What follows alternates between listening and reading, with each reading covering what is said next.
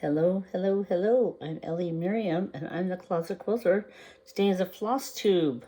I am stitching and I am stitching something I don't usually stitch. I usually stitch on 14 count or 25 count Lugana 2/2. Today I am stitching 1/2 on 36 count even weave.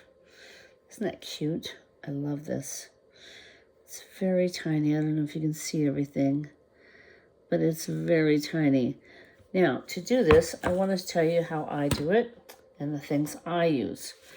I have my pattern, obviously, and I have Stitchy glasses. Now, I want to take time to talk about Stitchy glasses for a minute. I had an experience. I want something really strong, right? So I thought, I've seen 5.0 glasses now, and I have 3.0, and I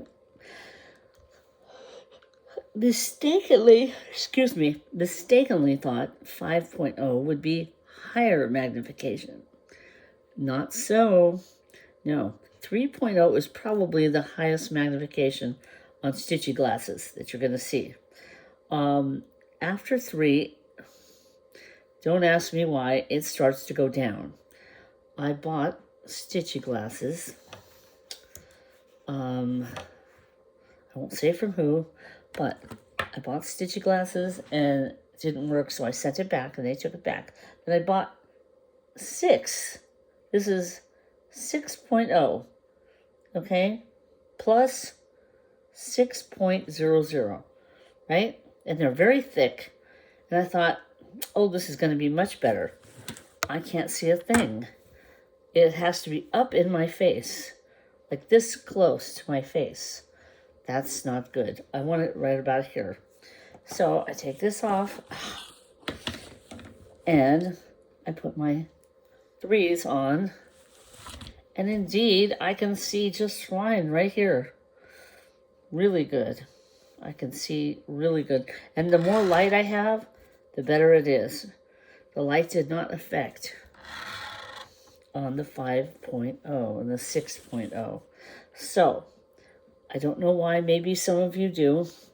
But that was really frustrating. So, I'm sticking with my 3.0s, which worked fine for me. You do you and figure out what works for you. But if you're working on higher count fabric, this is an even weave, 36 count. Let's see if I can get the light here. Better. There. Okay. You see the holes? It's better to have some magnification.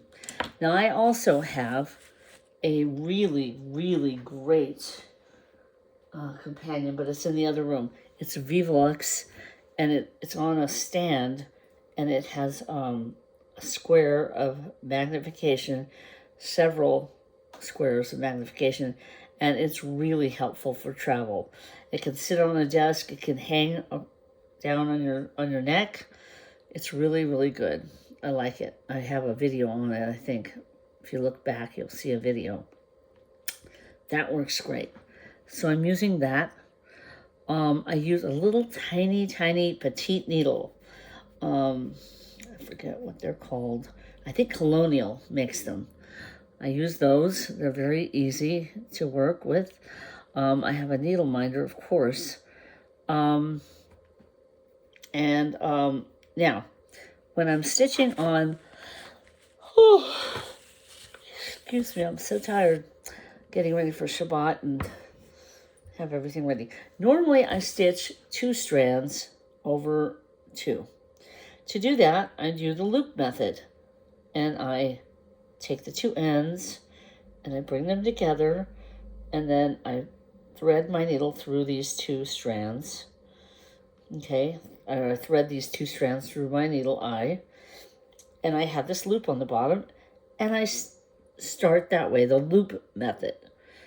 When I'm stitching 1/2, these little tiny, tiny threads, of course I have my magnification on, I don't need to do anything but take my thread, one thread, not two, one thread through that eye of that needle, and then I do the regular stitch, and then I'll show you. Let me show you how I do this. Take that off. I have to get the needle off the magnet. These happen to be black. These are ponies. Very petite needles. Ouch. Okay. There. One needle. See these little tiny, tiny needles. There's two of them in there. There. This is it right here. Can you see that? That's very tiny. So, I'm going to take that. I'm going to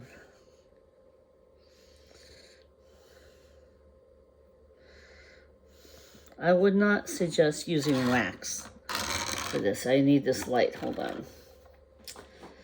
I would not suggest using wax when using a petite needle. It's just too thick. Oops.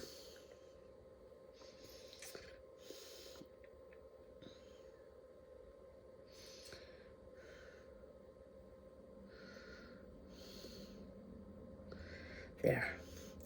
Slip it in there just like you're sewing. Now, bring it down a little bit so I have some room. Okay, there's my thread. Okay, now what I'm going to do is I'm going to start where I need to start. And I have to put my stitchy glasses on. There's just no way around it. So I'm going to go where I need to start. And I'm going to take the first stitch and I'm going to bring the tail about 2 inches. Leave the tail there. Take the next leg of the stitch, which right there. Now,